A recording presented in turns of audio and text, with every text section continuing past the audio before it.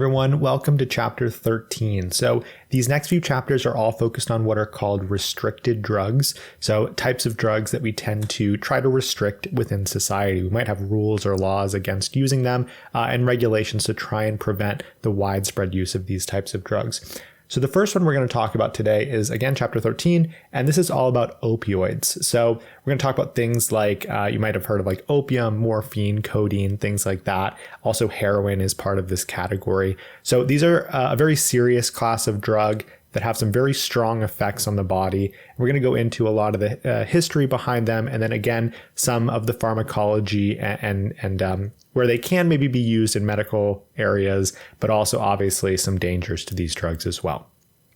All right, so let's go ahead and start off with chapter 13, which is opioids.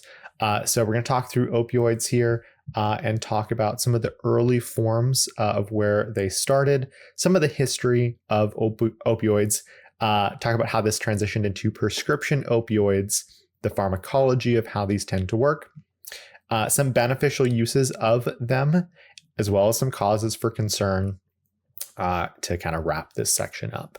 All right, so let's go ahead and talk about some early forms of opioids. So opioids really come from opium, right, which is a naturally occurring substance that comes from the poppy plant.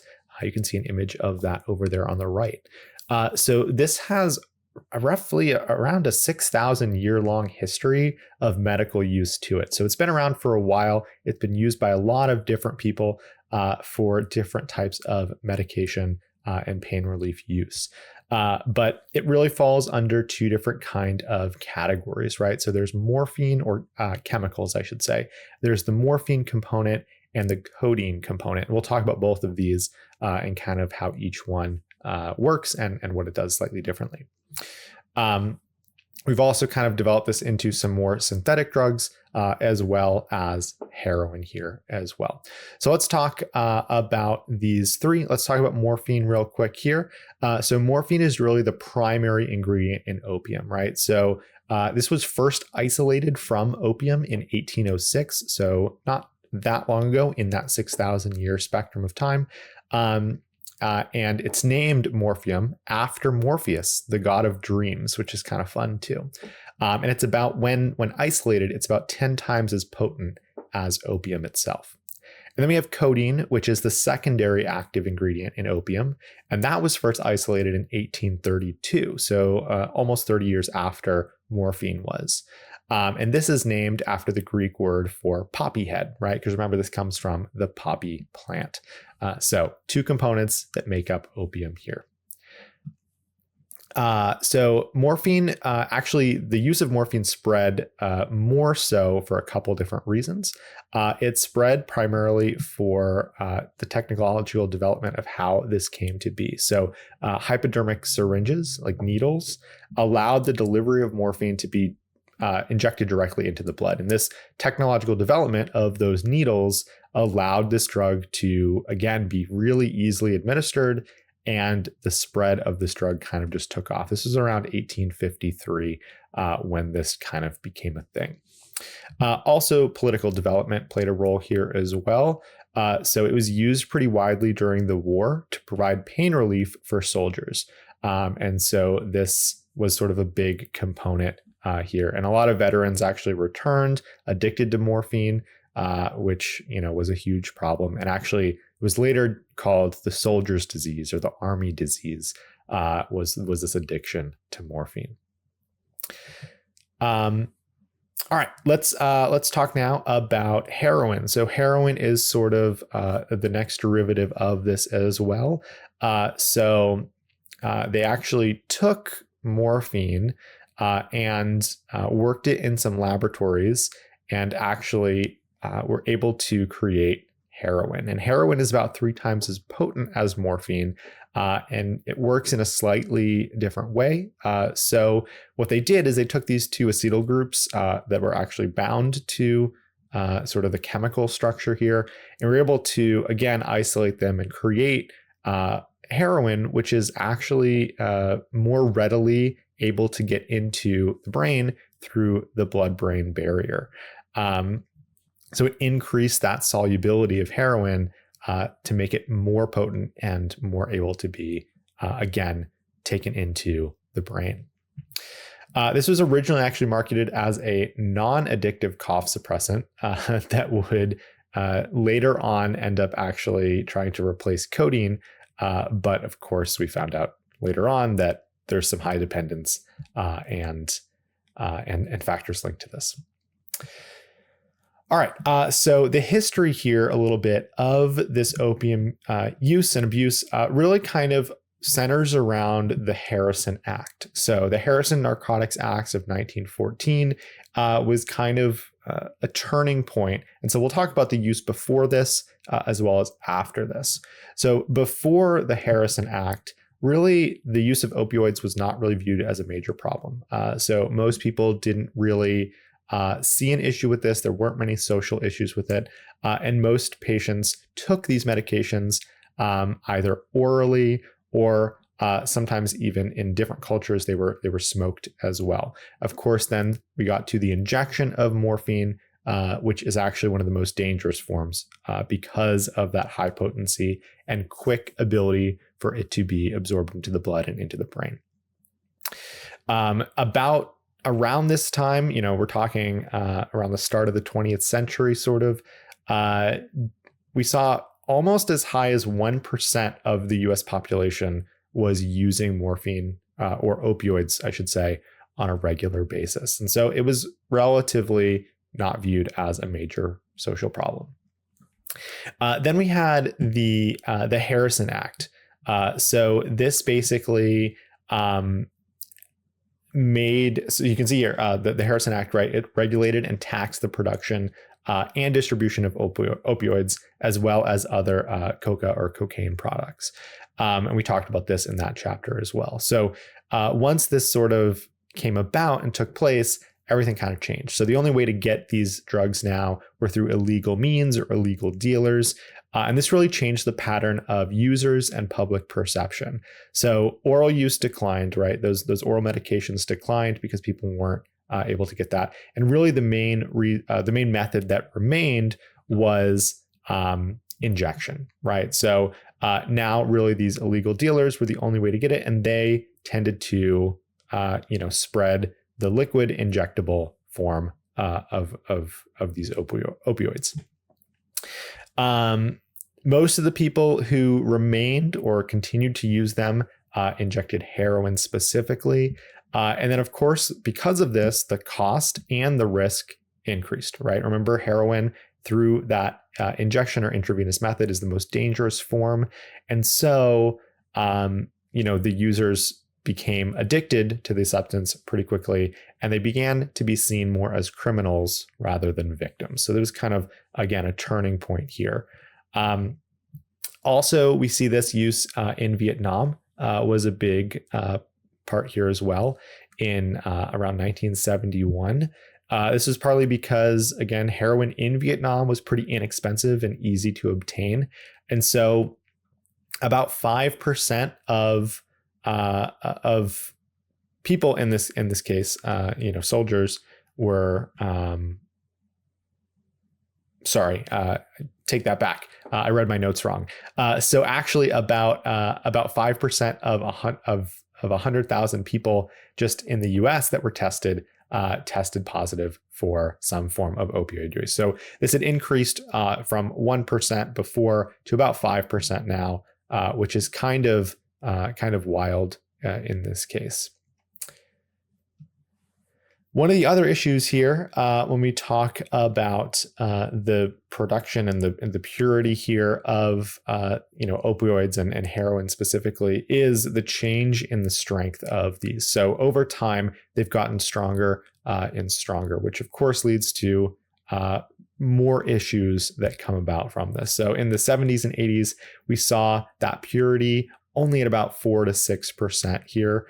However, in 1989, that rose to about 25%. And now today, most of what we see on the streets tends to be somewhere between 51 to 83%, which is really kind of wild here when we talk about heroin specifically. And of course, recently we've seen issues with fentanyl being kind of mixed into that, which is another kind of similar substance, but has a much lower lethal dose. So we have that range. Remember, we talked about this in previous chapters. That range of effective to lethal dose on fentanyl is much narrower. And so it's a much more dangerous drug here. All right. So of course we have opioids that come in prescription form as well. So we talked about kind of the heroin side of things, but now let's talk about some of the prescription forms of opioids here as well. So some examples here are things like hydrocodone, some typical names, things like Vicodin or Lortab, and then also oxycodone. So Oxycontin and Percocet are examples of these as well. And so this really was a pretty prevalent thing and has been for, a little while here in the US. We see sort of similar trends to this that we saw to the opioids before the Harrison Act. So in 2018, about 1% of Americans reported use of these medical opioids in the past month.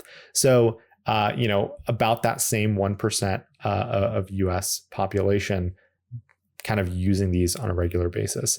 Most of these tend to be administered orally, though some are sort of injected through the nose or even, through hypodermic needles.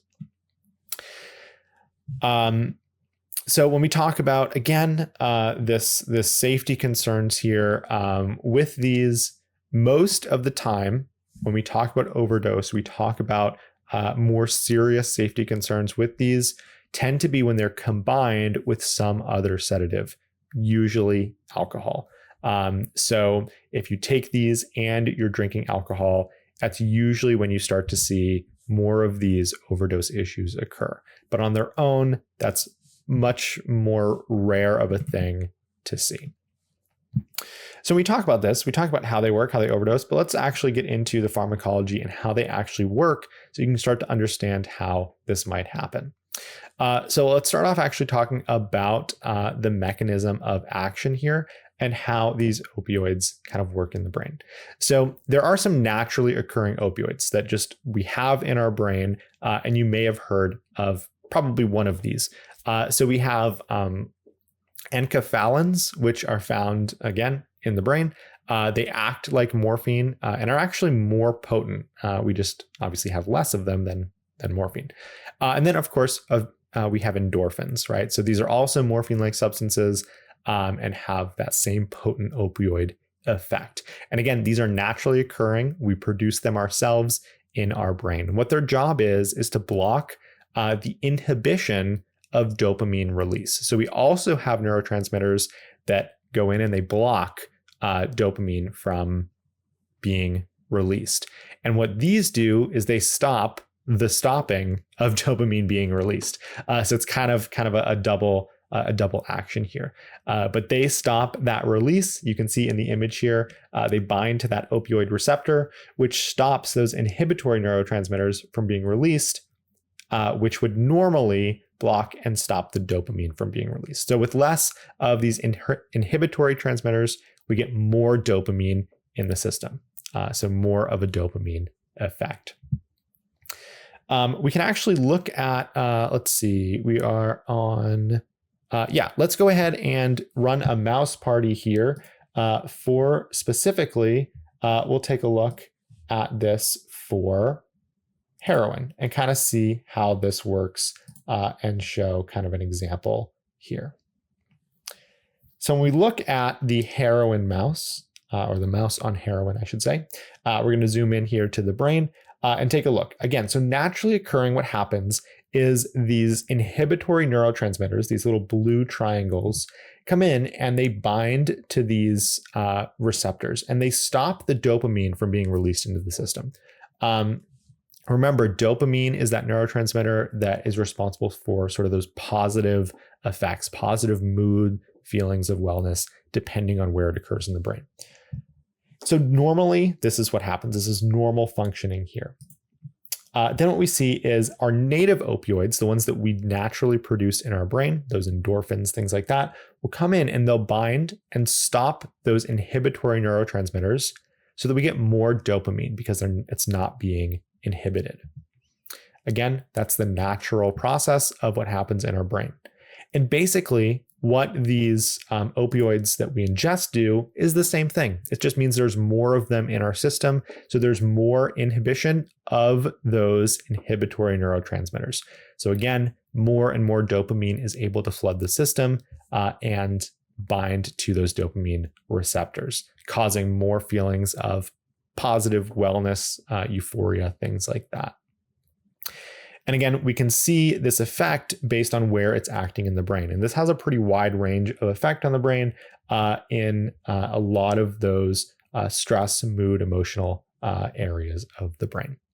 So again, that's an example of heroin specifically, but most of the opioids work in a very similar fashion. So we'll go ahead, we'll eject him, and we're going to come back to mouse party a few times. We're going to look at the rest of these mice as we go through the rest of this chapter. All right. So when we talk about these antagonists or things that kind of work to block the action of opioids, we also have medications like naloxone or nalorphine, right? And these are helpful at reversing the effects of the opioids that have been taken. So they can be used to both help with withdrawal symptoms as well as potential overdose of these medications. So they, again, can help kind of with that process of trying to reduce the number of people that are dying or, succumbing to overdose with these different forms of opioids. So of course there is some beneficial use here. You can see, the negatives tend to outweigh the positives for these, but there are some beneficial uses. So we do have effects on pain relief, right? That is their main sort of effect, is that they reduce the response to pain. And so this can be helpful in certain circumstances, especially extreme settings where, lots of issues tend to take place. They also, interestingly enough, can help treat different intestinal disorders. So they have a solidifying effect to the fecal matter. So they can be helpful in treating diseases like severe diarrhea and things like that. And of course, they also act as a cough suppressant, so they can reduce that effect of coughing, which can be beneficial in some circumstances. Though I think now we have other types of medications that do these without quite as many of the negative side effects that these opioids have. So let's talk about those negative side effects or those causes for concern. So of course, we have issues with dependence, things like quick buildup of tolerance, so you need to increase your intake to get those same effects.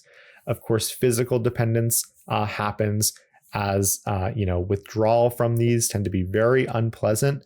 But unlike barbiturate withdrawal, like alcohol, they're actually pretty rarely life-threatening. So remember, withdrawing from alcohol can actually be life-threatening. You can succumb to severe seizures and different things like that when withdrawing from alcohol. Typically, withdrawing from opioids, even heroin, tends to be very unpleasant, but very rarely life-threatening.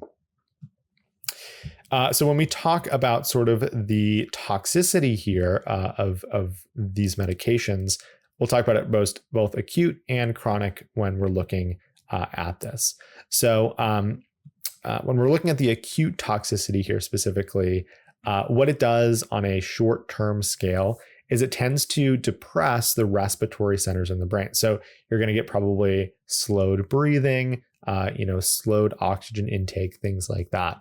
And so these antagonists, the things that try and reverse these effects, tend to stimulate those areas. So that's more the acute side of things, is that general depressant effect on the system, specifically in those respiratory centers. That's sort of the most toxicity potential here, is on the respiratory center of the brain. However, for chronic use, mostly associated with the injection of these medications, tends to be, the biggest cause for concern here are those needle-borne diseases that can be transmitted and spread through blood, transfusion. So that's typically the most, the highest cause for concern on the long term tends to be those diseases that can be spread. There are some misconceptions or preconceptions about these that I think it is worth kind of addressing and talking about. So most people believe that injecting heroin or morphine gives this sort of intense pleasure, like unequated by any other experience.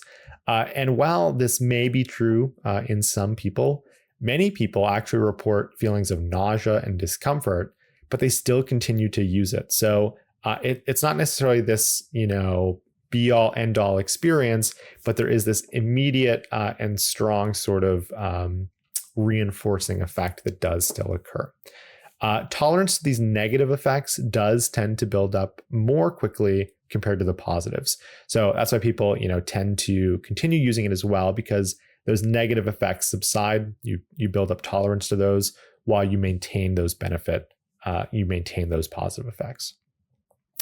Also, some misconceptions are that withdrawal is always like terrible, excruciating pain. And oftentimes, especially for users that use low or daily, low uses of this, withdrawal can sometimes be similar to a case of the flu. So it's certainly not pleasant. It's certainly not a good time, but it's also not, completely excruciating in the sense that you might expect it to be. Another, more common misconception here is that, one injection gets a person addicted for life. And oftentimes this isn't necessarily the case. It often takes time and persistence to really kind of get to that point, though it is certainly possible for that to happen. All right, and that wraps up chapter 13. I hope you guys have a great rest of your week. Next week, we're going to talk about chapter 14, psychedelics. So these are some interesting drugs as well, how they affect the mind and the body. So we'll talk about those in detail next week.